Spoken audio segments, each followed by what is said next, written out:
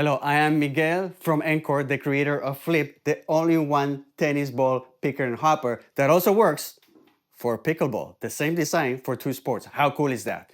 Now I'm going to answer the top questions I've been getting as we gear towards launch. And the first one is, when are we going to launch? And the answer is as soon as possible, and that's going to depend as soon as we can build a waitlist large enough that we can ensure that we fund our Kickstarter project, ideally within the first 24 hours. And the reason why you want to fund it really fast is because that's going to promote the project probably to the main page of Kickstarter, and that's going to get us a boost on backers. And ideally, we can even raise more money. Now, how much money do we want to raise? Well, enough to cover all the cost of industrial design, manufacturing, and shipping for this product. And we're estimating around $100,000 to $150,000 US. Now, if we don't meet that specific goal, it's not the end of the world, but ideally we meet it so we can cover most of the costs. So a lot of the Kickstarter campaigns actually set an artificially lower goal to ensure that they meet it, but you really want to make sure that you cover at least most of the production costs. So that's why you need to build an email list large enough that you can cover those costs. Why am I launching on Kickstarter? Well, if you're not familiar with Kickstarter, it's one of the main crowdfunding platforms out there together with Indiegogo. And the idea of these platforms is to allow entrepreneurs, small companies, sometimes large companies that want to launch new products and validate it. But basically, people that have come up with an idea and they want to validate it and also raise the funds to make it a reality and pay for the manufacturing costs. So I'm exactly in that situation. I created a working prototype. It works great. People love it, but there's only one unit in the world, this one. Now, if I want to make more, I have to invest in everything required to make it into a final product, which means convert this prototype in something that looks really nice. So that means hiring an industrial design firm that is going to make it look really good, choose the right materials, make sure it's durable, then hire an engineering firm to look at the different details to make sure that the mechanisms work properly, and then finding the suppliers that can manufacture it for, pay for at least 500 to 1,000 units, because that's usually the minimum order quantity that suppliers request in order to engage with you in business, and then manufacture them, testing them, doing quality assurance, and then shipping them probably from overseas, China, to the port of Los Angeles or somewhere in the United States, put them on a warehouse, and then ship them to you. So there's a bunch of different steps that cost money and they need to be somehow funded. Now, I could try to raise money from investors, but that doesn't really mean that the world actually wants it. The ultimate validation is when people that are interested in it fund it before they can get it. And that's what Kickstarter does, right? So there you go. That's why I'm launching on Kickstarter, and I really hope that you back this project. Why are you charging $1 for the VIP reservation? So this is related to the reason why I'm launching on Kickstarter. So in order to launch a successful campaign on Kickstarter, you need to raise enough money. But how do you know if you're going to raise enough money? Well, you can just collect email addresses which show interest, but doesn't really show purchase or buying intent. And the way to measure that is by charging a small fee, and the people that do so are because they really have an interest. So now you segment that list into people that have a general interest and people that really want the product and are willing to put a small reservation fee in order to guarantee that they get the product at the best price. So the good thing about becoming a VIP member is that you're actually going to get this at the best possible price. The best possible price right now is set at $99 US instead of $159 for the retail price, which could obviously change based on manufacturing costs, but right now we're sitting at that. So you pay $1, you're actually saving $59. So it's a pretty good deal if you back this project. When will you deliver the first units? Okay, so if you know how Kickstarter works, the idea is to fund the project so the product can get manufactured. And as I mentioned, there are several steps. You have to go through industrial design, you have to find the suppliers, you have to manufacture at least 500 to 1,000 units, they have to be tested, they have to be packaged and delivered and shipped and put on a warehouse. And all of that takes a bunch of different steps and time and money. And usually you're looking at between 6 to 10 months to do everything if it works. So ideally, what I would love for you is to have the unit that you purchased before the beginning of summer next year, right in time for you to start using it when you start hitting the tennis court or the pickleballs or the paddle courts. All right? Cheers. How much is going to cost? So right now the target is 159 US, and that could also change because it really depends on how much it's going to cost to manufacture each unit. Also depends on the market. Not everybody's going to pay $300 for something like this, and if I market it or sell it for something for less than $100, probably it's not cost effective to manufacture, or I will have to manufacture something so cheaply that it's not going to be durable enough.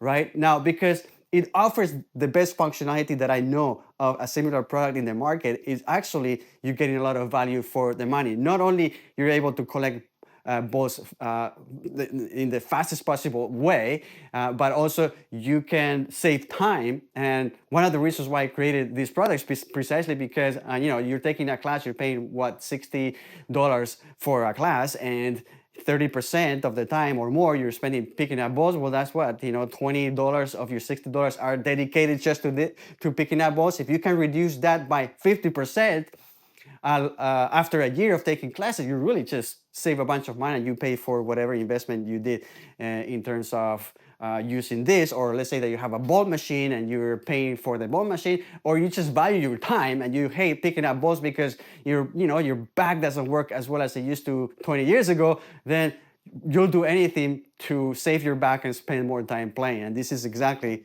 what FLIPP does for you. Does it work for pickleball? Well, yes. Originally, it only worked for tennis, but I got so many requests from the pickleball community to see if it worked that I made some modifications. And originally it was going to be a second design that you would have to purchase separately in order to have it work for pickleball, because the ball picking up mechanism was originally designed only for tennis balls, which are of a smaller diameter and they're also easier to squeeze, whereas the pickleballs are a larger diameter and they're hard plastic. So the ball picking up mechanism wouldn't work with the pickleballs. But this is where being a little bit of an inventor helps. I did some modifications, and then the ball picking up mechanism adjusts, and it actually can pick up tennis balls, pickleballs, and baseballs, and even pop cans and anything that has a diameter between 2.5 and 3 inches, pretty much, whether it's spherical or cylindrical. And as far as I know, this is the only product in the world right now that can accommodate to both type of balls with a single design. How cool is that? Is it going to look like this? Interestingly enough, a lot of people think this is a finished product, and the reality, this is a prototype. This is made with off-the-shelf components here in this very workshop here in Vancouver, Canada, and it's the result of about 7 iterations. So there were 7 different versions of different complexity. I can show you now, put some pictures here for you to see of some of the previous designs that were very simple, just basically a transparent cheap crate with some holes made on it, all the way to a fancy European stroller that I hacked with a saw in order to make it into a ball picking up system, ball pickup and hopper system, but that was very big and cumbersome and expensive. So eventually I came up with this, but this is a prototype. Now it's going to look better. I really hope so, because I hired a very good Italian industrial design firm that has done hundreds, if not thousands of products, and they make them look, they basically, this is what they do. They take a prototype, they make it look great and manufacturable, and it looks great. So as soon as I have the first designs and concepts for the final product, I will start posting them so you have an idea of what the final product will look. It will have exactly the same functionality, the same capacity, 80 tennis balls or 60 pickleballs, and it will convert both from a ball picker to a hopper, and also will fold so it fits in your trunk and you can easily transport it back and forth the courts. Will it work on clay or hard, true courts? So it works on clay for sure, and I don't have access to any hard true courts. I don't think there are that many in Canada, and I'm here in British Columbia, but there was some clay courts that I could test it on, and it worked fine. Really, the only limitation is how big are the bumps on the court. So as long as the bumps are not bigger than ½ an inch or 12 millimeters, for those that like the metric system, then it's fine. And I mean, if you have a court with very big bumps, you probably don't want to play on it anyway. So yes, it works on yeah, it works on hard courts, clay courts, hard shoe courts, and I haven't tested on grass, but I think grass also has a very small blade. It's probably less than half a, even if it's half a inch, because it bends, it's not going to be an issue. But I haven't tested on that. I have tested it on paddle courts, which is kind of some kind of synthetic carpet type of material, and it works fine on those type of surfaces as well. How many balls can it hold? Well, yeah, 80 tennis balls or 60 pickle balls. The reason why you can fit less pickle balls is because they're of larger diameter, so they take more volume. And another reason why I didn't make it bigger is because I wanted to make it easy to carry. And if you put a lot of specific, pickleballs is not such an issue because they are lighter, considerably lighter than a tennis ball, but they also take more volume. So if you, let's say I wanted to fit 100 pickleballs here, it's just become pretty large crate. Now, and for tennis balls, I could make a version that is bigger, but then it becomes harder to carry. Right now, if you have 80 balls here, tennis balls, so the full capacity plus the weight of the crate, which, by the way, should be considerably lighter once it's redesigned through the industrial design firm that I hired. But the whole thing would weigh maybe about 6 kilograms. I'm thinking, between 10 and 15 pounds. And more than that, it's not easy to carry with one hand. And I always picture you want to carry this with at least with one hand or two hands, but it shouldn't be much more heavier than that. So then that limits the amount of balls that you can fit. What is your background? But that is a great question. So I do have I have a background in mechanical design, and I went to school for that here at the British Columbia Institute of Technology. And well, I graduated honors, and I got the Mechanical Design Award of the Year. So yeah, and basically my entire life I love to build things. That's why I have my little workshop here, and I played with Lego my entire life. So yes, I am an AFOL or adult fan of Lego, and I built other contraptions like a pole climbing camera system that I used to record my soccer games, and many other things. Some of them have not been very successful. Some of them have been relatively successful. I just released also a board game that is a soccer game where you flick a foam ball over a barrier. So I love to build things. I do have a mechanical background. This is why I was able to build this all entirely by myself. It was a lot of hard work, but extremely rewarding and fun to do something physical, because really the vast majority of my career, I haven't been making my income through building things, like physical things. It's been more through like digital products, like online courses. I run an animation studio for over 10 years. I develop apps. So I've done a little bit of everything. I also worked in the film industry, shooting commercials and music videos for about 5 years. I also was an IT guy for a television studio. So a very broad and varied set of skills that I've developed over the years. But yeah, I love to build things with my hands, and I'm extremely I don't know, fulfilled or happy that I was able to build something like this, and I get to use every time I go to the court and I'm practicing my serves or take my ball machine there. So there you go. That's a little bit of my background. And if you're also interested, I do speak Spanish. Hablo español perfectamente, aunque tengo un poco de acento ahora porque llevo 27 años. Anyways, so I've been in Canada for 27 years, but I'm originally from Bilbao, inside the Basque Country, northern Spain, a beautiful area. I highly recommend. The food is amazing. It's close to the beaches. They have a Guggenheim Museum there that has been there for over 20 years, and it's made Bilbao a very popular destination in northern Spain, and that's where I'm from. I speak a little bit of the local language, which is called Basque. Has nothing to do with Spanish, but there you go, a little bit of my background. Why did you make this hopper? So the why is because I run into the same problem as you probably run many times. Anytime you're taking more than 10 balls to a tennis court, you're gonna have to pick them up, and nobody wants to do that, and you want the most effective way of doing so. And I did my research because I started to play tennis really late in life. I mean, I play a little bit, growing up, but not really seriously. When I got really into tennis was during the pandemic, when my soccer teams, as most Spaniards, I played soccer my entire life, or football as we call them in Europe.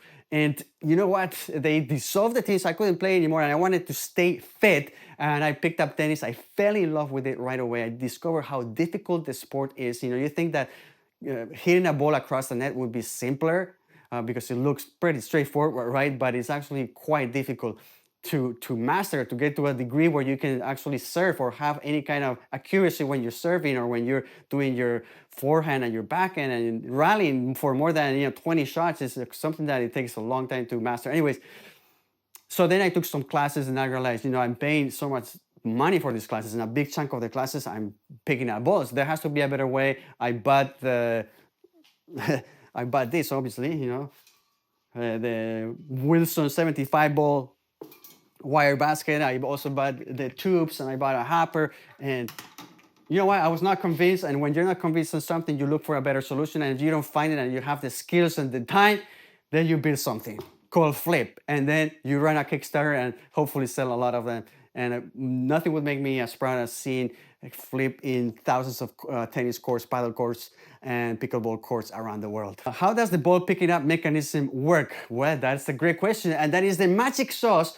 because it's what makes this so unique, is the ability to pick up balls of different diameter really, really fast. In fact, as fast as you can run. So there's no limit as to the speed. There is not a lead now, and that's another question. There's going to be a lead eventually. But I remember running some tests, and I was able to pick up 60 balls in less than 2 seconds. I mean, really, really fast. And I couldn't do it faster because then some of the balls would just fly out. So, and the reason that is because the mechanism, which is not battery power, is nothing extremely complex. I did submit a patent application for it because it's so unique and it does work very reliably. But basically, I'm not going to show you how it works right now because that's what makes it unique. So once you buy it, you get to see exactly how the mechanism works and test it for yourself. How durable will it be? Well, let me tell you something for sure. Right now, this is a prototype.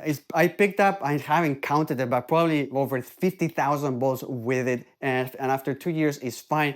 And of course, it's not as clean as it used to be, but it works fine. We're talking tens of thousands of balls and cycles of use, and being a prototype is lasted no problem.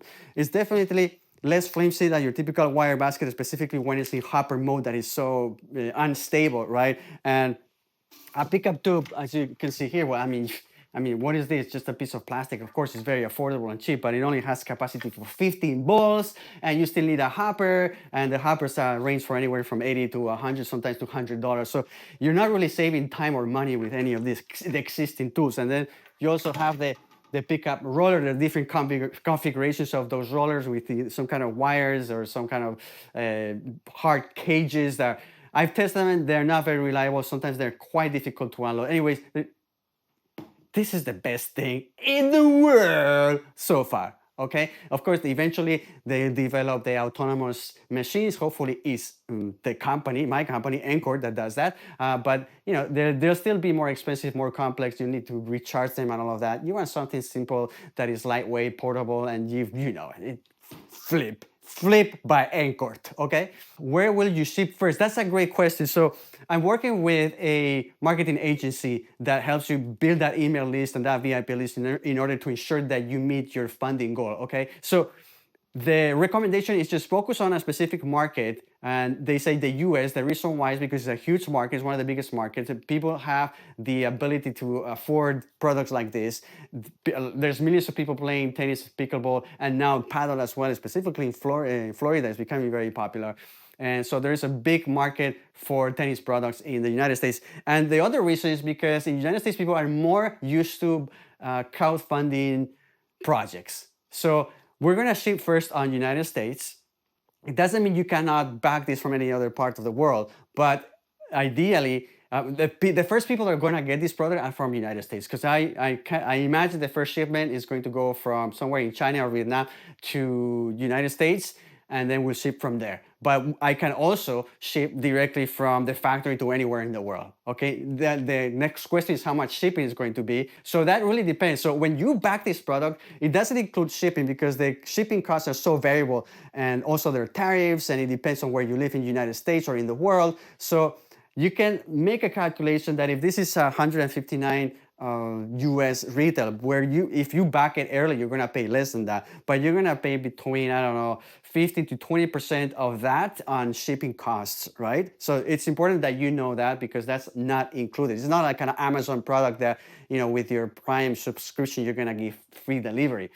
right? Is eventually, yes, eventually, and maybe hopefully it's in Amazon and you can get this, you know, for super cheap and delivery free. But you must understand that the shipping is not included and it's going to depend. But I'll do my best to ensure that there's full transparency as to how much it's going to cost for you to get this product delivered to your doorstep. Okay, it's really much faster. People are like, well, you know what? In your videos, the balls are so clustered together. That's not a realistic situation. And I've tried every possible configuration, and it's between 3 times and 10 times, up to 20 times faster. And the reason why it's just because, mechanically speaking, pushing something that can, it's way easier than going like this. Okay, there's no way that you could be faster with a wire basket because you're going like this. Okay, sometimes if you go really hard, you can pick up, you know, 3, 4, maybe up to 6 balls at one time, but you have to repeat that motion. So it's gonna be slower. It's gonna be a lot more effort. Whereas with this, I've been able to pick up balls literally push it with my pinky finger. And if you run and you can pick up balls, like literally I picked up 60 balls in less than 2 seconds. All right, of course they were lined up in a straight line, but reality is when you practice and you know this, most balls can cluster around the edges of the court, and that's why we have these two forks or flippers, which allow you to grab the balls from the edges of the court, including the corners of the court, so you can easily get all those balls that are clustered. And the more clustered they are, the faster is flip compared to any other solution out there. So yeah, it's extremely fast, and that's why I build it, and that's why I use it all the time. Otherwise, I would be using something else. And that's why this is the 7th iteration. Again, trying to perfect this product to make sure that it delivers exactly what I wanted, which I think is what seems a lot of people are looking for. Is it gonna come with a lid? Yes. Yeah, of course, if you put this in your trunk or if you it topples over, well, you don't want all the balls all over the place. So yeah, I'm working with the industrial design firm to ensure that it comes with a lid. Another question is it gonna be the same materials? In principle, yes. So the idea is that it will be like a big plastic crate, but we're also considering other designs where this could be made of kind of like what they call ballistic nylon, which is what some suitcases are made of. So it will be also very lightweight, but it also will be collapsible. Now, we don't know if we're gonna go in that direction, but whatever direction we go, it's gonna look better and it's gonna have the same functionality, if not better functionality. Will the forks get stuck in the fence? Well, the reality is yes. If you, it depends on how you drive, right? So this is what I say. If you ram this into the wire fence, yes, they're gonna get stuck because they're pointy, right? So what I do is just, if you drive a car, what do? You stay within the lanes. Why? Because you don't want to go outside the lane and crash against the fence or go off the shoulder into a cliff, right? So if you know how to drive, just drive straight and keep the forks from hitting the fence. Now, I am working with the industrial design firm to create a different design on fork that is less likely to get caught on the fence, right? But I have plenty of videos, and I'll put a video right now where you can see how I am driving both through the edge of the court or the corner of the court or near the net where most balls get to 10 cluster, and you can pick the balls no problem. You know, another person is like, well, will it be able to hold 200 pounds? And I'm like, really? Are you for real? Like, what about, will it be able to stand me hitting it with a 20-pound sledgehammer? Yes, it does. But of course, this is not how you're gonna be treating any product or nothing in the world. If you treat it badly, eventually it's gonna break. So when you make suggestions like that, I'm like, really? Are you serious? 200 pounds? Yeah. No, it's not gonna hold 200 pounds. But it's going to be more durable than anything out there. That's the goal. Is it easy to dump into a hopper? So not surprisingly, a lot of the people that want this product is as a companion for their tennis ball machine. And the reason why is because, yeah, you take a ball machine and usually it has 100, 150 balls. And every time you go through a cycle, you have to pick them up. And of course, you want the fastest way of picking them up. And then you have to dump it. So yeah, I've done a bunch of tests with it and it's very easy to dump. You could even fold it in half and dump it, or without folding the handle, you still can dump it very easily. Will it fit in a sedan trunk? This is a very sedan trunk. So when I researched sedan trunks, at least in North America, the maximum height ranges between 18 and 22 inches. If you have, for example, a Tesla Model 3, the maximum height of the trunk is 18 inches. So yes, this right now is exactly about 18 inches of height. I was looking for my, I don't know, I was looking for the tape measurement, but yeah, it's about 18 inches high. So the idea is that it should fit in most trunks in the world. And the final question is, are you planning any other products? So I'm calling this Flip, but as you can see, the actual name of the company is NKORT. And I did that on purpose, thinking of NKORT would be the umbrella brand for more products in the future. So if this product is successful, obviously I'll be thinking of other tennis and pickleball and paddle related products. Probably the next product would be a simpler version of this that only picks up balls and it doesn't become a hopper, because I noticed that there's a huge demand for tools that just pick up balls without the need to become a hopper. So basically would have most likely one of these handles that are like suitcase handles that are telescopic, and then the rest would be the same. And it would just pick up balls really fast, and you could use it as your ball machine companion. Or if you already have one of those big training carts for tennis or pickleball, then you would use this to pick up balls between drills. So there you go, yeah. The idea is to build more products and make NKORT a recognizable brand in the racket sports world and make the best possible products to help people become better at the sport. So anyways, thanks for watching. If you have any other questions, make sure to write them in the comments or send me an email at miguel@nkort.com. And of course, don't forget to stay tuned for when we launch to back this project and make it a reality, so you can play more tennis and spend less time picking up balls. Play more, suffer less.